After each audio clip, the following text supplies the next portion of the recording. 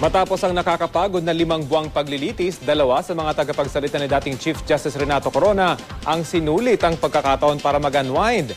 Sa videoke, ang mainit na balita hatid ni Tina Panganiban Perez. Now referring to the documents that is now in his possession.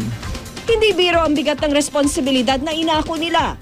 Ang ipagtanggol ang pinakamataas na opisyal ng hudikatura sa isang impeachment trial. Sa loob ng 5 buwang nilitis ng Senado ang impeachment complaint laban sa napatalsik na si Chief Justice Renato Corona, naging laman na ng kada araw nila ang mahabaang pagpupulong, pag-aaral ng mga batas at mga ebidensya, pagod at puyat.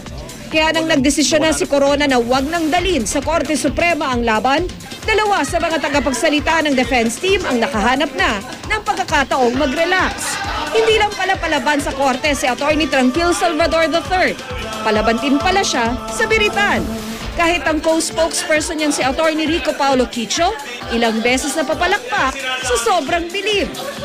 Ikaw ba ay nararapat sa akin? Dapat ko lang limutin. Nais ko malaman. Si Quicho, hindi rin naman magpapatalo.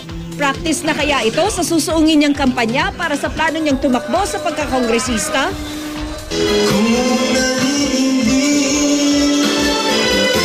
asahan mo ako ay darating. Pero hanggang sa kanta, iniisip pa rin niya si Corona. Asahan mo mayroon kang kaibigan, laging tapat sa'yo. At sa pinakadulo ng kanyang kanta, CJ, I love you. Tina Panganiban Perez, GMA News.